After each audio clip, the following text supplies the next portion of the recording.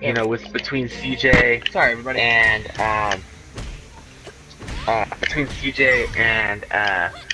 Steady, we have tournament winners, and then Ayane here, if I remember correctly, has spoken about wanting to do tournaments, but I don't know that you've actually been in a tournament yet. No, not yet. So, let's start with you, Ayane, and what's keeping you from being in a tournament right now?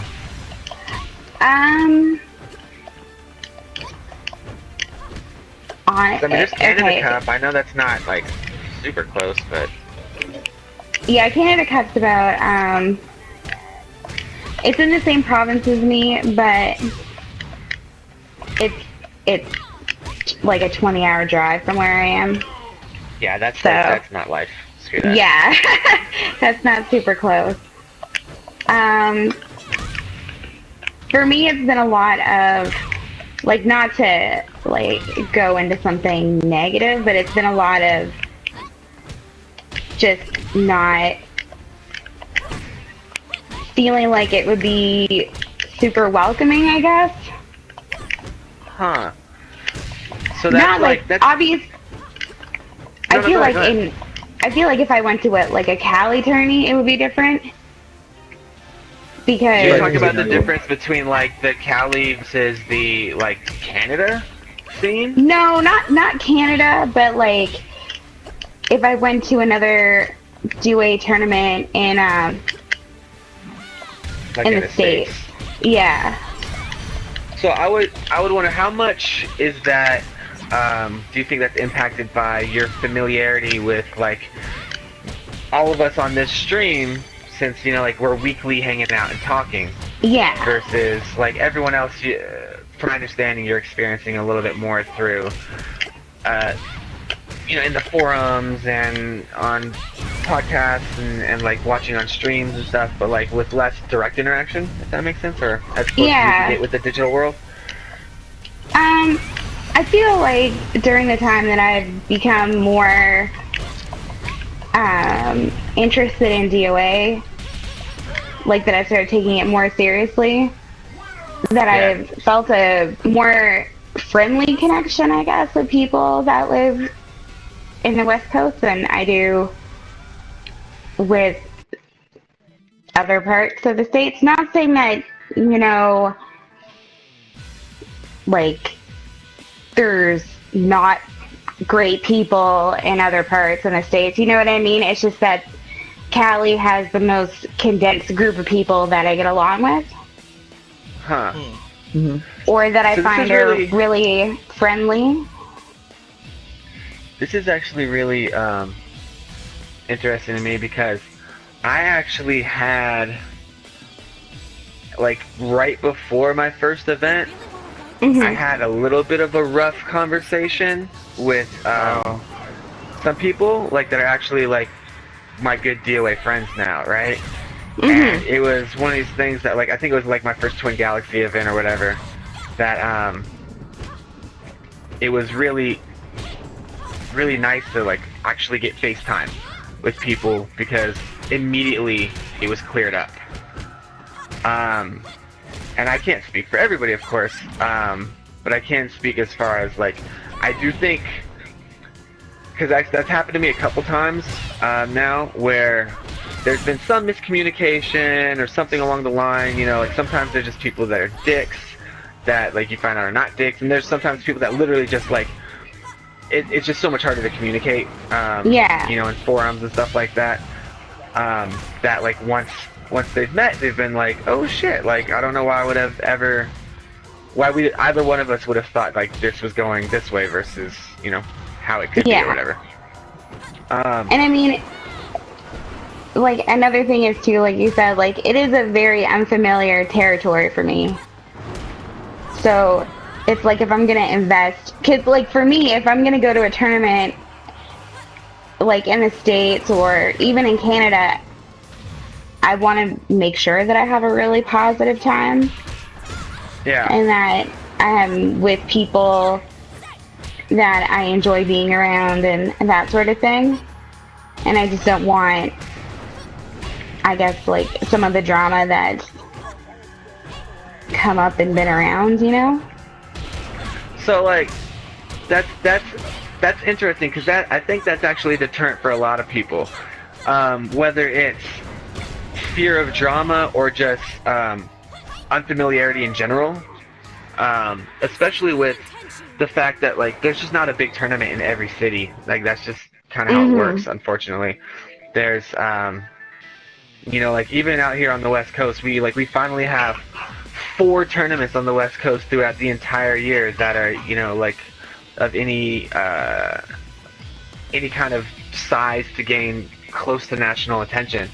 And you know, like Paradise is new this year. Like this is our 2nd year of Cali Crush, and it's like the West Coast is huge. Like it's really hard for people like in NorCal to get down, or like people from Seattle. We have people from Seattle that come to LA tournaments and whatnot. And I understand the cost benefit analysis of it, right? Where you're like, shit, I'm gonna spend all this time and money. I gotta get a hotel room and do all this for something that like might or might not work out. Yeah. If there's anything that I can say about myself, my experience with it, it's that like physical tournaments have been an amazingly positive experience for me. Like it's been ridiculous. And like I said, including people that I thought I wouldn't get along with, like getting along with. And then just on the flip side, every time I've gone, I've made new friends, learned new kind of tech, and like gotten at least, you know, 0.5% better every time. Most people can probably get 5% better. I mean, you don't want to bring up Evo and me, like, look, I had a great time at Evo. I just got really mad when I lost because I thought I was better than I was, and that's tough.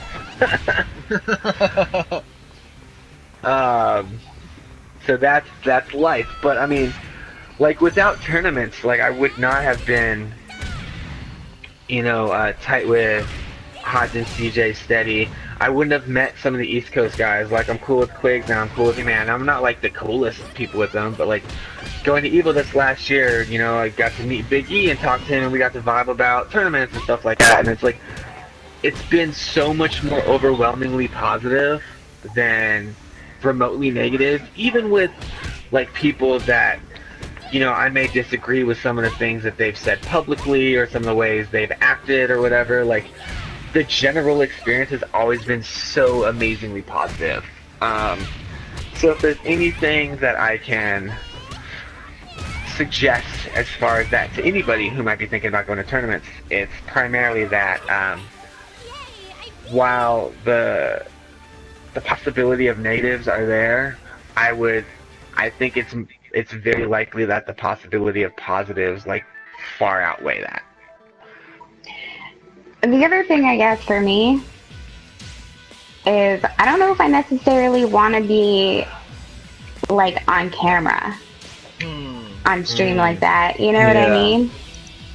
That's tough. That's was that like, Steady that said yeah? No. With me? No, I was okay. I thought you were like, yeah. Like, Steady has more That was camera me. time than That was any me. of us. No, that was me.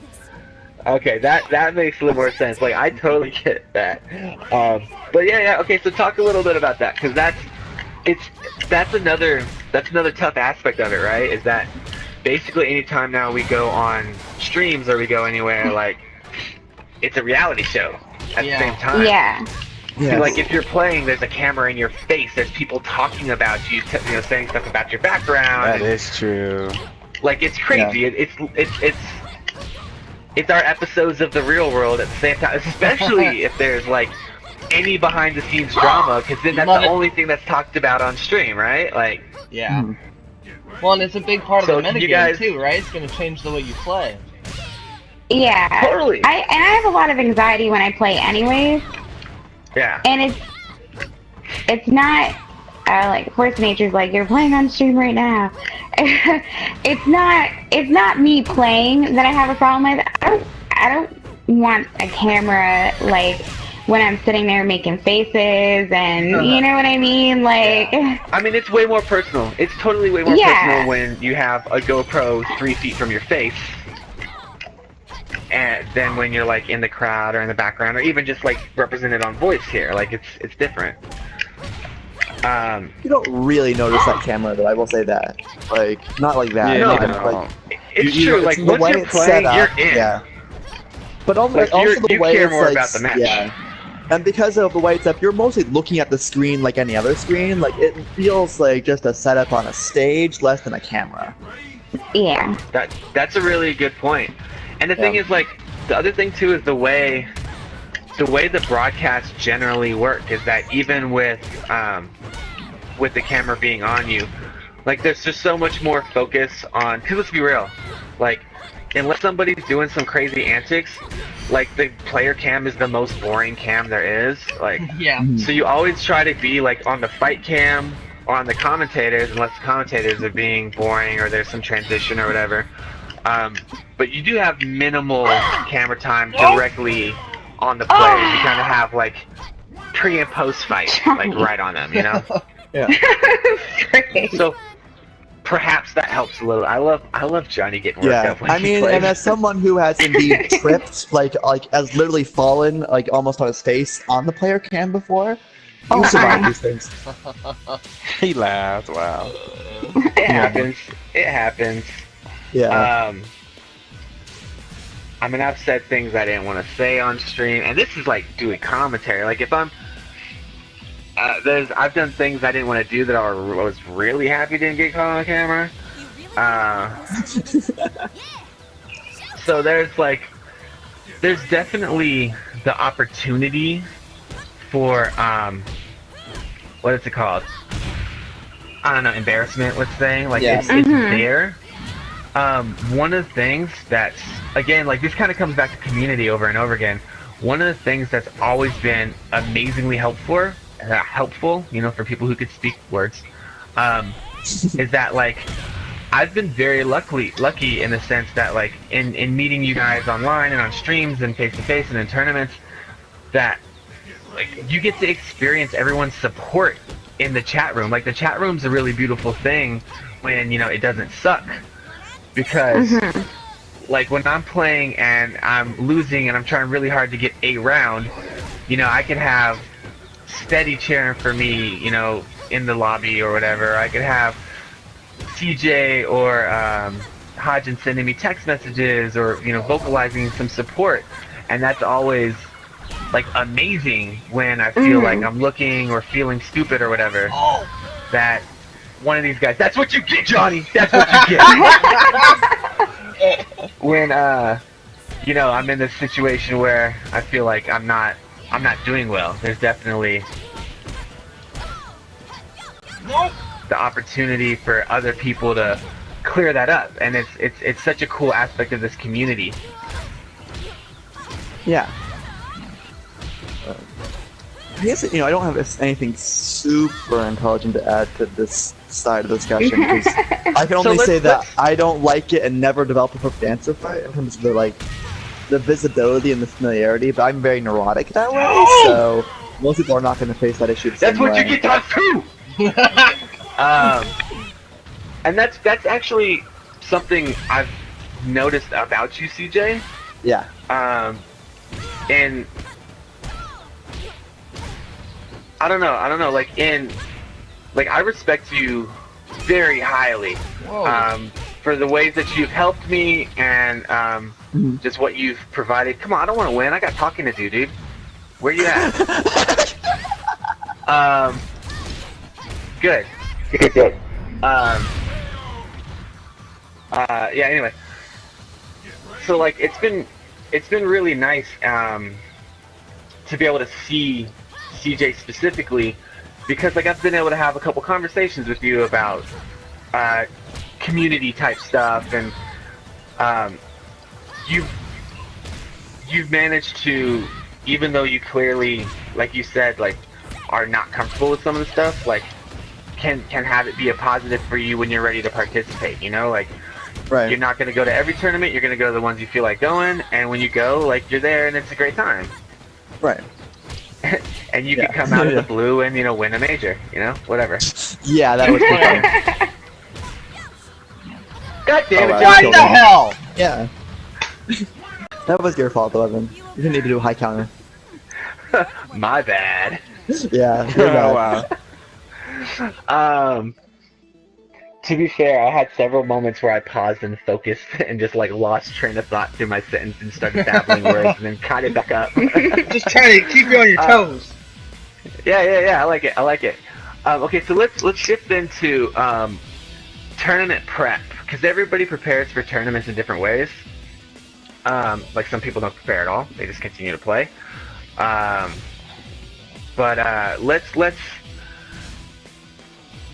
let's talk about kind of like pre-tournament experience, and then we'll get into like actual tournament experience. Like how does everybody deal with that differently? This is where you really don't ask me. I redirect the study on this one. No. Why Well, here, then I got a Neither of question. you want to I'm talk. crazy. Like, I'm a lunatic. Don't I got use a me. question then. Well, I mean, Wait. like I've seen, I know that I've seen Hajin in the past, you know, coming up to the weeks or days to a tournament, kind of tends to stay, as far as I know, offline. Doesn't like to go online. Do you really... one of the because he doesn't want to get used to the different timing, right? Right. Do you think that like that's? I mean, it may not be for everybody, and it seems to, you know, if it works for him, do you think that that's something that, you know, people that are getting ready to go to their first online should just, or offline tournament should be trying to practice with their friends or practice at home in the offline environment more, or stick to learning? No, online? Actually, no, because for one, okay, two things are gonna happen. One is that you may have like a bad monitor anyway and not know it. And one of the ways you're going to learn that is by going to an offline event and then suddenly having real monitors there, and it's going to be different. Mm-hmm. So you might be counterintuitive that way. You think you're getting the right experience and you're not. I think the more important trick there is simply to make sure, don't go, especially on your first time, don't go raw into the tournament. Like, don't get casuals beforehand, right? Like, find someone to play with at the venue, play with them, make sure you have some time to do that, so you can get used to things that way, rather than trying to guess in advance with your own opponent.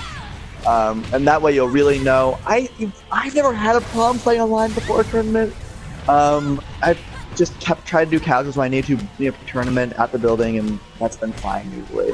I know people feel differently about that, but and you can tell me differently, Steady, but I think that's okay. Well, yeah, I mean, if there's anything I've noticed that is really actually a big deal, casuals before the tournament are huge. Like, if I think of it as like a temp gauge, which has fooled me before. Evo 2015. But you kind of, while everybody's trying to make sure they get the bearings and whatnot, you get an idea of kind of where you stand in relation to people, and the shit that you may be getting away with playing with the same people you play all the time, you can't get away with, and it's kind of a great time to make your last second adjustments. I think it's a great way to look at it. Yeah, I mean, I know for my sake, I'm not at all claiming to be, really that competitive, but I noticed my game is, there's no other word for it, better offline. And I think that has a lot to do with, like you said, the refresh rate and knowing, the way the game can feel a little bit more responsive in the offline environment. So CJ, I want to hear your crazy stories about how you prepare. This sounds like an amazing thing. For me, okay, Uh-oh. Basically saying, you ever seen Die Hard 2? The beginning of Die Hard 2? Where the guys do... Oh, sorry.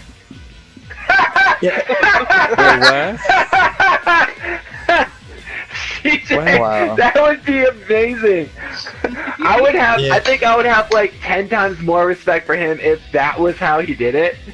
No, I mean, no, I'm just no. I mean, for me, I try and do the consistent thing where I practice the game. I play the game enough beforehand. I try not to go in totally raw in terms of having.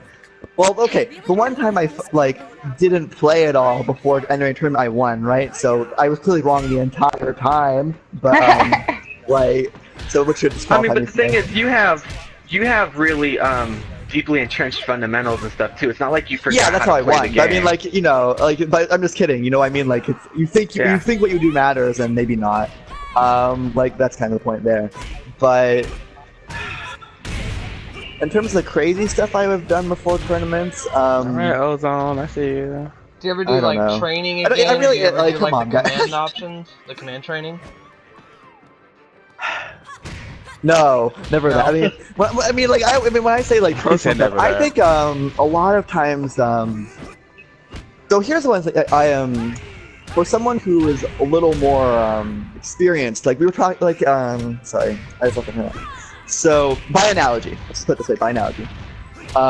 So if none of you have read David Sirlin's Playing to Win, Oh yeah, yeah. he's a big Street Fighter tournament player. Mhm. If you haven't read that and you're interested in fighting games in general, I suggest it. It's just good material to know, even if you're not into Street Fighter particularly. And he makes the point specifically that, especially when you've like been a long-time player, it's more important to enter the tournament with the right mindset than to enter fresh in terms of the game, right? So you want to be you want to be psychologically in a state where you're relaxed, kind of feeling in control, kind of just in the right kind of zone, so to speak. Mhm. And basically, I could say a lot of what I do is more like that. When I was trying to think about it, I was trying to keep. And I'm not going to get specifically into all of what that was. I like a little mystery in my life, frankly. And some of that stuff actually isn't. No, we're not going to talk about that. But I would try and just think about how I'm feeling going into a tournament as much as anything. And usually, if I was really stressed or really anxious or feeling like really dismissive of myself, I would do worse. Mhm. Yeah, that makes So I keep sense. it in, I would keep it in psychological terms more than in like gameplay terms, honestly. But we don't need to what talk about about you, my Steady? sex life. Nobody was bringing that up. No, what? bring it up. You asked, but you didn't know it. Let's put it that way. Okay. It's like Ronda Rousey. They ask her, Yeah, does she exactly, have right? Yeah, sex that's before like not fight, doing and that. she's all like, yeah, testosterone. Yeah. Yeah. Steady. Tell me What happened? something about your tournament prep if you have any at all. I don't actually. Actually, when I go to tournament, I really don't. Cause well, it's good to have casuals, but I like to watch. Yeah. Like every time I go to a tournament, I always just like watch people play casuals. The only time I really play is like somebody asks me, but I don't I need to play casuals when I play. Cause for me, I can Now, just are play the you game, watching really. just like as a fan, or do you find yourself kind of scouting people and seeing like their tendencies and stuff? I scout a little bit, but not like to the point where I'm like, okay. No one's he does gonna this, invite or he Steady does to their that. room anymore, Yeah, that sounds like a man with secrets. right? I mean, I don't know. I don't know. Nah. I mean, look, I would for me, I would do everything I could to play against Steady and casuals prior to the best chance you get is to have like a little bit of at least an awareness of his tempo and stuff like that. Because if you try to play Steady raw with no clue about how fast he plays the game, you're just gonna be overwhelmed immediately. So I'm curious, when you play casuals, do you play it kind of half speed? Do you not are you afraid maybe you'll be revealing tech or Oh no, I don't care about that. Okay. And this is for you, both I of could- you, CJ as well. Yeah, cause I could just. I'm good at adapting. So if somebody okay, they count on my stream, I'll just do this next. And you guys you know, know? right? Yeah. Exactly. Yeah. Yeah, most people just either will apply their energy they have in tournaments. I don't, some people intentionally sandbag, but I've never seen that as a strategy that the best players use. They don't really sandbag. They just turn it up. Some of those really good players, you included, Steady, just have an intensity when they go onto a tournament stage. It just it clicks, right? And they'll adapt really fast, and that's all they need. Rather than having to really make it an intentional matter. Mhm. Yeah. You just kind of learn the Alright. game by playing it. I will say this though, a random note on casuals though, it is not a good thing to play the same person for an extremely long period of time Yeah, that for the most part without any break. You do not want to get into You do not want to That get rhythm, like deep right? into a mind game like with somebody where you're making weird reads because they're doing something really specific and you're doing something really specific back, and you end up playing some random person in a tournament and they have no idea what's going on, and they're gonna beat you by being like completely clueless. Exactly. Yeah. Yeah. You see that like a lot. There are stories. I didn't even so- go to the top players too. I think They've that's been kinda playing mean. together for so long. Yeah, Swear Bench Yeah, and I I mean, played that's- like at the very first summer jam I ever went to, and I like Yeah. screwed him up by doing that, and he has not quite forgiven me for that. Yeah. So Oh shit. Oh, I got yeah, that caught. was legit. Yeah, that makes sense.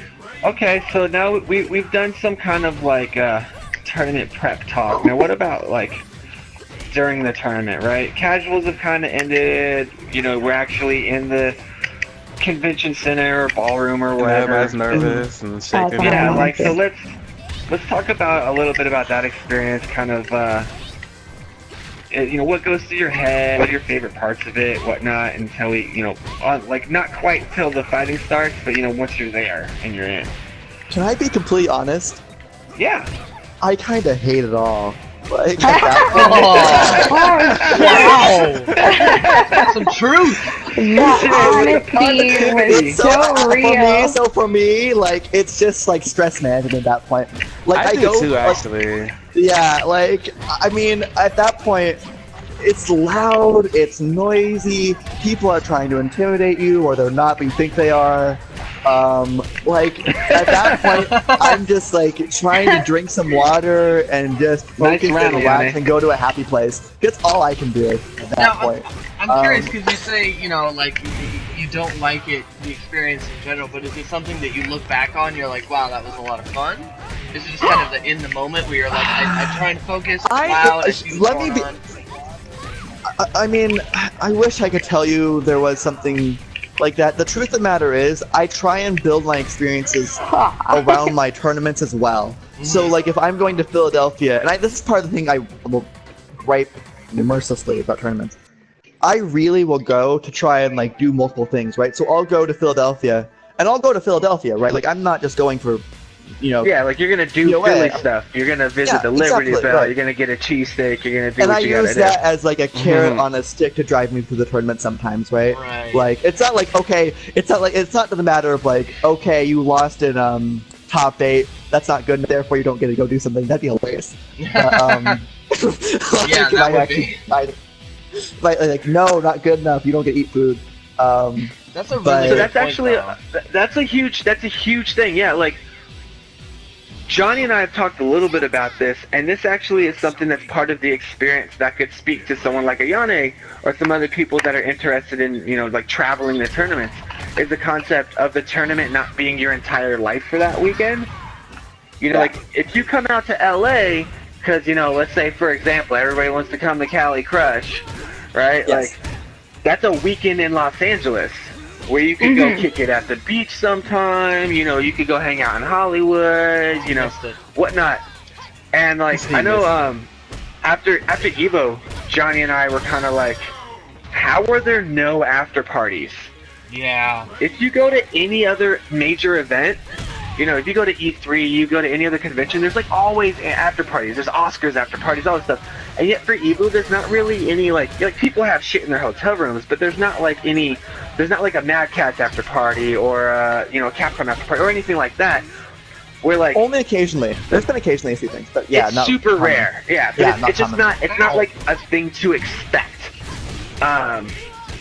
Who's And the so, gym like, I mean, people? I get it on one hand because, you know, like, as an organizer, like, we understand why we'd want to hang out, I mean, like, focus on the tournament, and we don't really have time to plan an after party after. Right. Yeah. But at the same time, like, other people are there, and somebody should, you know, like, if it's Capcom or who, and I don't mean to, like, throw shade at Capcom, I'm just any company, right? Like, if you're there, like, you have more resources and manpower to literally just like assign somebody to do the after party or whatever, right? Versus like Johnny and I plan a tournament, you know, it's like him, me, and Max, and it's literally 3 people, so we don't have like all that shit. But one of the things that we'd like to include in these experiences, in tournament experience, are, you know, experiences outside of the actual venue, right? Kind of along what you were talking about, like if you go to Philly, you go to Philly. You don't just go Right. to like NEC or whatever.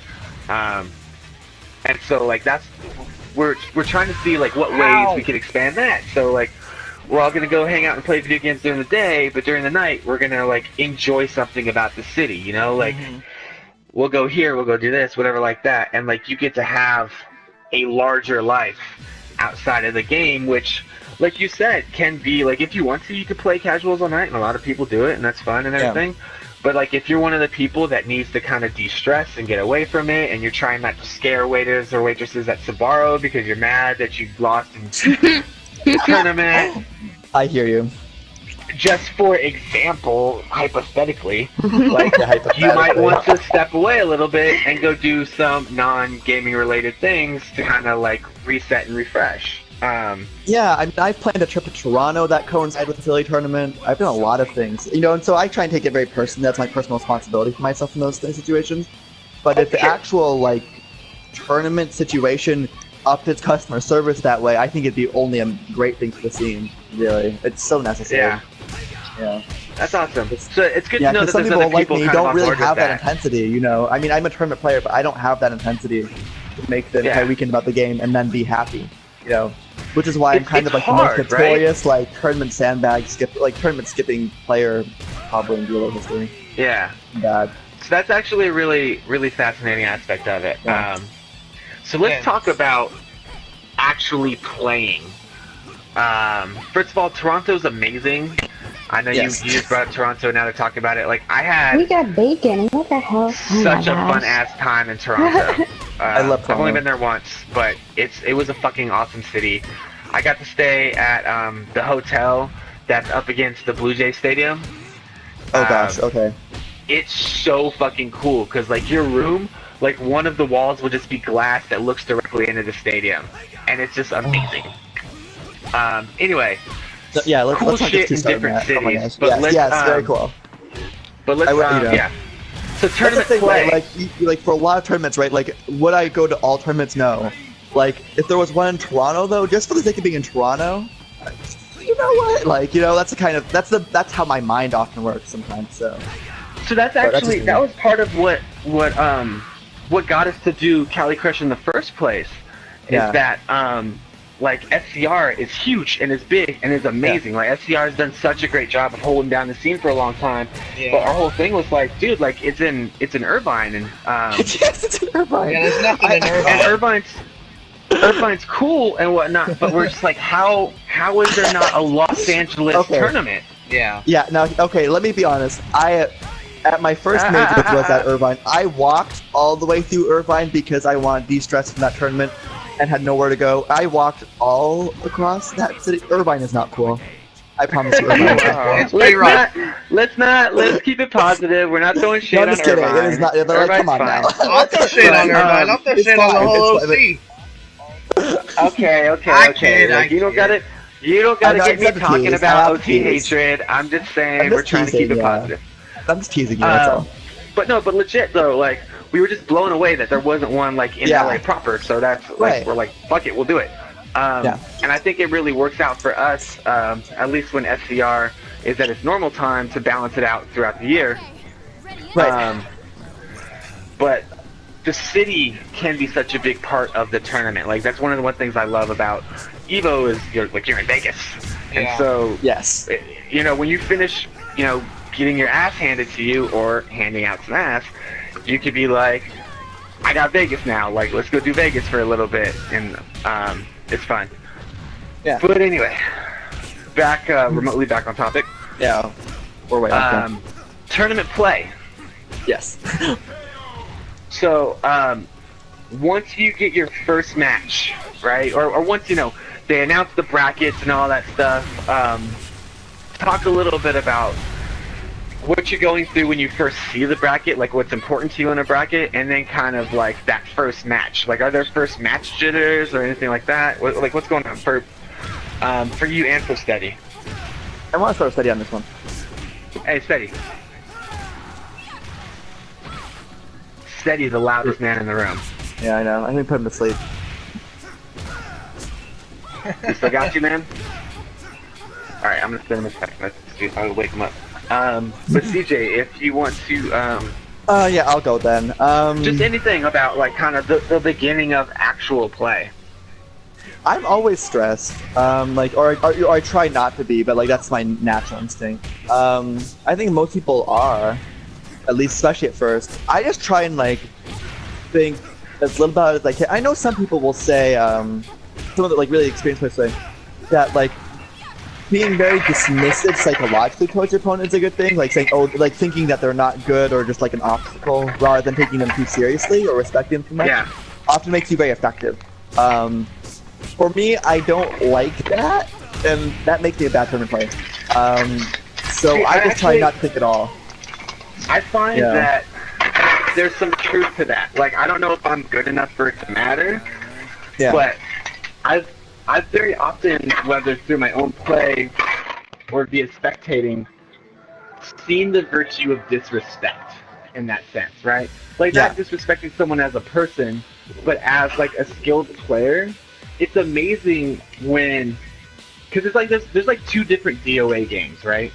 There's like higher level play where everyone expects you to have a strong defense and everybody's expecting you to have good movement or to be able to deliver X type of damage or whatever, right?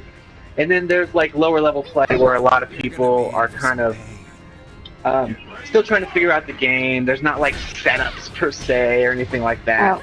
There's people kind of just going for what they can get.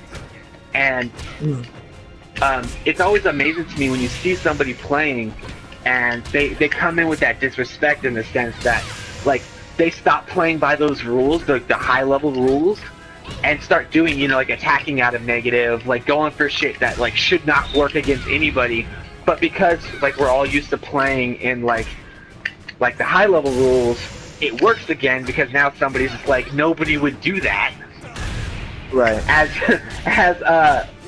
Vincent Rain knows, as he's constantly screaming, "Who does that? Who does that?" Like, yes. Like it just happens that way sometimes, and then you gotta like recalibrate. But I find it's like a good kind of sneak attack surprise opening.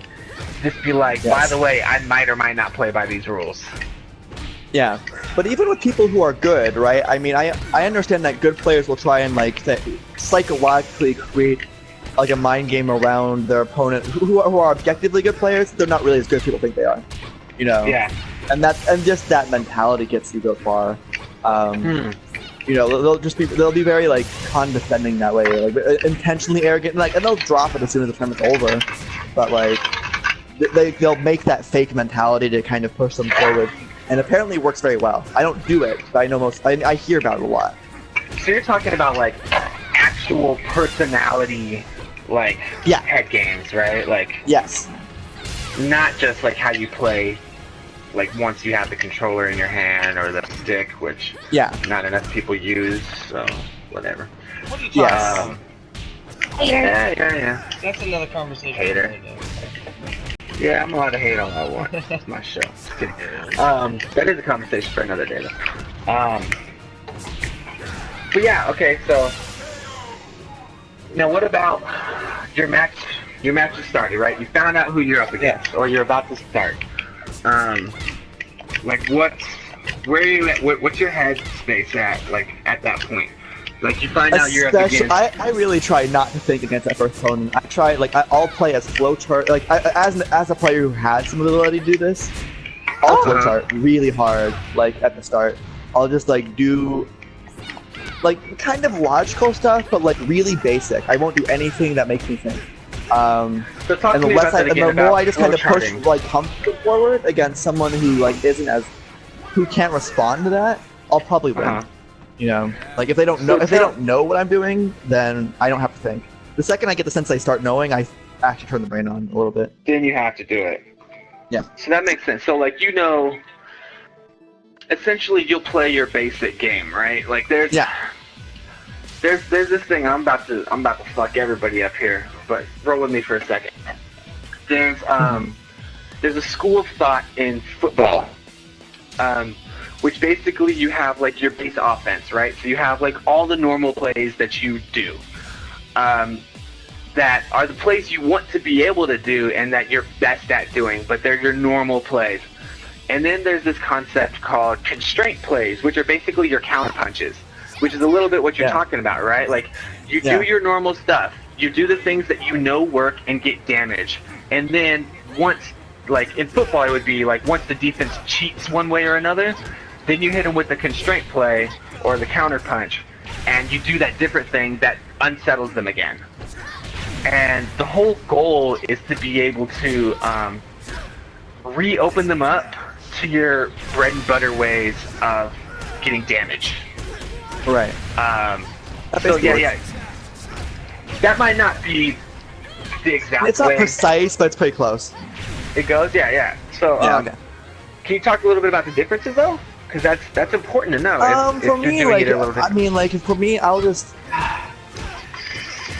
like you're not going for anything in options particular. that are like very like I'll put them in situations that are very easy. Like so, if I'm talking specifically, right? Like I might go for like with Elena, for example, right? Sometimes I have an Elena, right? Like every combo is going to end in hand slaps, right? Because really, like mediocre players, like don't do specific, like they tend to have the same patterns when you hit them with slaps over and over again. Yeah. And they'll make the same kind of mistakes. So I'm just gonna run a slap offense. I'll just keep doing that kind of stuff over and over again until they kill themselves making mistakes on my own stuff, right? And the second I learn that, oh, they're not gonna make mistakes to me, then I'll start thinking about it. But for the most part, like once you have an offense that's like that's that credible, you know, that you know how to basically make the average player make a mistake in a situation over and over again, just force it. Keep making them make that mistake over and over again. And overall, even if you're like making read mistakes, you're not paying much attention properly, you'll probably win just because they'll kill themselves on you, right? Like, and until they can prove that they're not going to do that for you, you know, just do it. And that is like the vast majority of my tournament matches right there. Like, not the ones that matter, not the ones I remember, but the vast majority of them, the actual, they're most like that. You know, I can like go onto YouTube and find matches where I'm clearly doing just that. I can like look at it and go like, yeah, I'm not thinking right now. There's no way I'm thinking. The person is being hit in the most predictable way, and I'm clearly not using it. That's really fascinating. Like I try when I'm mid-fight to not think. Because I have this hard tendency to overthink, and I know I'm generally at my worst when I'm thinking during match. In between, completely different. Like during match, I just want to be aware. Yes. And like you said, because pattern recognition is so huge, like I just try to be aware of what's going on, so that hopefully the next round I can pick up on it. This is actually a question I would want to put to study, because for me, actually, I've really tried not to think too directly. Not like, when I say thinking in tournament, it's actually kind of hard to explain, because I don't try and use too much of my frontal lobe cognition at any point. Yeah. Like, I don't try and, like, literally, like, think out my moves. That's not very efficient. No, it's just not. Yeah, it's kind of like steering a ship. It feels like, I get a sense, and I try and direct things, but I don't try and, like, do anything that would make a sentence. You know, like if I can translate it directly into English, it's no good. No, that makes sense. I mean, it goes back to this whole concept of being in the zone type thing, right? Like, that's where you want to be, where you are reacting and you're analyzing and making decisions, but you're making it at such a like cerebellum level that you're not like, it's not in the way of you doing whatever you need to do. Because when you're thinking about things like very actively and intentionally, that causes hesitation and it just slows you down. Yeah, and I'm going to make an argument here which will probably indict me and every tournament player out there and everyone who played a fighting game ever. I'm just going to say it. I think when people say, oh, I thought this, like in a tournament, like, oh, I was thinking this, I was like, when I'm trying to explain patterns, the vast majority of times they are lying and don't know it. And the reason why that is because your brain just doesn't work like that. You don't think that fast. Like, you don't, like, no one, for the most part, thinks, like, in terms of, like, this, then this, then this, then, like, that fast. What people do pretty well instead is the mind creates a narrative around something that happened, right? Like, so it'll create a story that may not be literally true, out of a circumstance so that it makes sense and so it functions again. And so even when we say things like, "Oh, I saw this and I thought I was going to do this," it's best understood an analogy and not literally, because literally speaking, you did not make that. It's almost so I'm going to repackage that slightly. Right. Because I think there's a difference between. I mean, it's not. I think it's slightly less accurate to say people are lying and don't know it, as much as they're trying, like, when people discuss about that, you're trying to rationally explain a non-pragmatic process, right? Yeah, it's a literal lie then, because if you think about it in terms of like the actual semantics about this, like you could understand why, like the logic behind it, which is like pre-packaged beforehand way back and yada yada. But that's not like it's not the same kind of plot, right? So when people say that, it's like, well, that's not really right, you know? Yeah, I mean, well, like, okay, so brain mechanics aside, the idea. Although that's actually a fascinating discussion to me. We could have that elsewhere. Like in the tournament, there's also all these weird intermediate spots, right? There's in between different matches. There's in between rounds, especially if you're like in a final and you have a reset. And there's also in between days, which I find the most interesting moment, right? After day one, when all the pools are done and you basically whittled it down to like top 16 or top 8 or whatever, everybody goes back to, like, all the people who've lost are either in kind of weekend salvage mode because they're pissed off at themselves, or they're super excited because now the pressure's off and they get to just like kind of learn from the people who did better than them, or somewhere in between. But the thing that's always interesting to me are the top 8 type players that clearly have something to gain or lose in the next play or the next day. Now, you being a top 8 person, what can you speak to as far as dealing with the intermediate gaps between, even if it's same day stuff, between like pools and finals or pools and top 8 or whatever, when like there's kind of already rivalries and you kind of know who you're up against next, but like I know for you it's just important to be psychologically in a good space. Like what else do you think kind of matters in that time? Yeah, I mean, there's always the basic advice, which is going to be good, right? Like, drink water, swear to God. People don't drink water. It's such a big deal. Yeah, people do not, and it's really scary. Yeah. Like that kind of thing, right? Like rest, your 8 hours or so before going to a tournament, that kind of thing, which people don't do.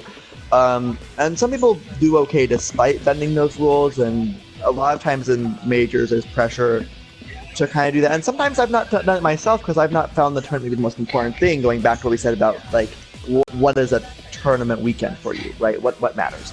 And I've not always played by the rules. But, there's a weird awareness going into a tournament if you're that kind of player about what the second day is. At that point, you've got a different situation where you know specifically who your opponent's going to be. And so maybe you try and prepare a little bit because you actually have a chance to develop some muscle memory, which is going to matter at this point, maybe. I don't see people making those kind of major adjustments, but it happens. I guess you play pretty similarly. You just try and keep things in control. You try and keep things focused. You definitely don't go in with the mentality expecting the flowchart. Like, that's not gonna happen. You obviously are gonna be going in with a different mindset entering those matches, but you don't go in with a different treatment mentality, so to speak. Like, you don't. At least for me, I don't get any more rested or less rested or more aggressive or less aggressive. Yeah, so to speak. Some people, maybe, and I think other people might have very different experiences that way. So I'd be interested to hear them, especially because, honest to God, I've done these things, but I don't consider myself the most natural competitor. In fact, I probably have some extremely not very helpful habits that way. Counterproductive habits, yes. So I like to ask somebody who, like Steady, who has a more consistent track record than I am. No, I'm not that Okay, good. well, so steady. Okay, Well, go. like, well, we're kind of wrapping up this topic. Uh, Can you guys talk about dealing with like the finals type play, right? Top four play when you're in tense competitions and stuff like that, and kind of what that experience is like, and even if you want to get into the aftermath of it or whatever, the relief after and everything, because that's like not many people actually get that experience, and I think it might be interesting to hear from your guys' separate perspectives, like what it's like to be in a finals where you're worried about a reset, or what it's like to be in like a losers finals with the same person who just knocked you into losers or whatever.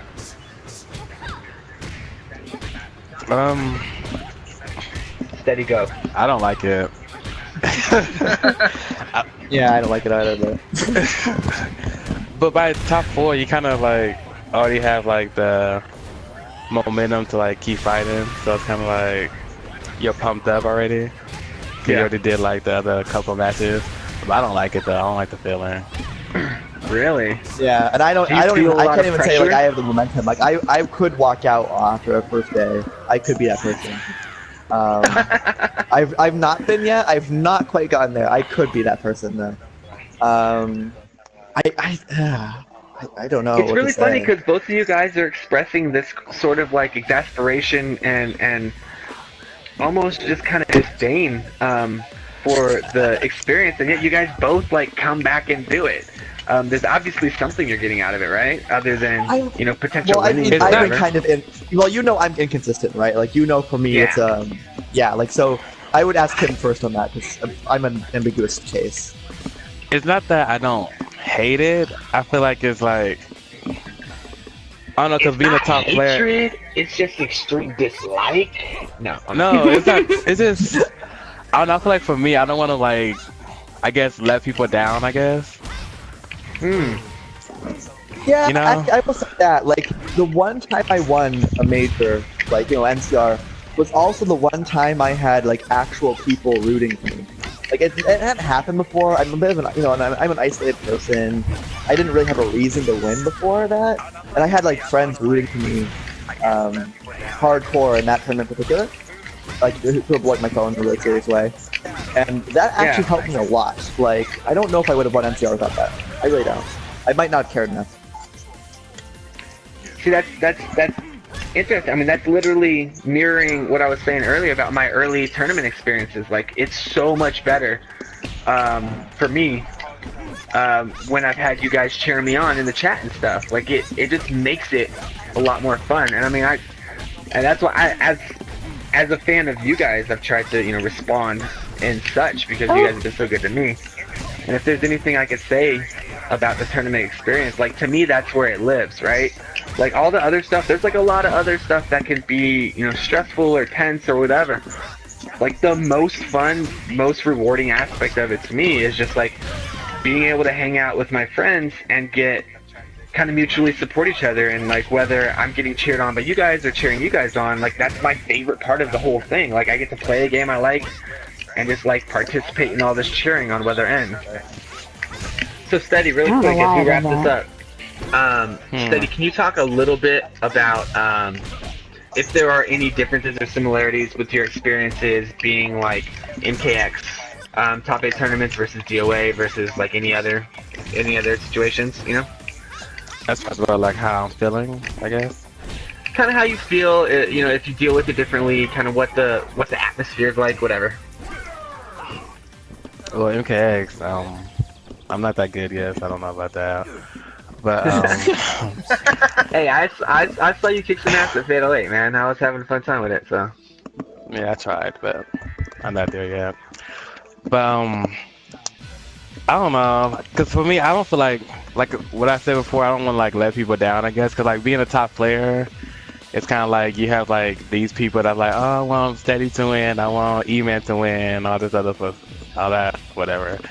So it's like when you lose, it's kind of like, it's like you're focusing on the match, but you're actually focusing on what other people think too. You know what I'm talking about?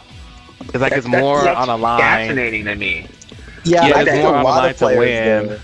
Yeah, a lot of players are, and me included. More of my tournament drive and play has been like loss aversion rather than like desire to win, right? I don't like Exactly. losing. Really? No one likes to lose. Yeah, no one wants. I don't want to lose. Like that sucks. Like for all kinds of reasons, you know. Like so, like you don't like, and every match seems like at the moment it's being played, really like defining and important, right? Like, oh, if I lose this, I'm not going to be a good player anymore, right? Like, and you always have that mentality of being afraid of like, I'm going to be exposed right here. I'm not going to matter anymore. I'm going to suck. Like me right? at TFC. Well, quick, you know, don't be too hard on yourself. But you know what I mean, right? It's always going to be that fear. Rather than like, oh, I really want to win. That's only half the population, it feels like. The other half are just trying not to die. Huh. I guess that's I mean, like, I don't like losing either, but I mean, Yeah. I'm not quite in your guys' position, so I'm like just trying to get a little better every time. But you know what? That's gonna do it. That wraps up hour number 2. Our discussion about participating in tournaments and prepping and all that stuff. So I want to say to CJ and for Steady, thank you so much for your input. No problem.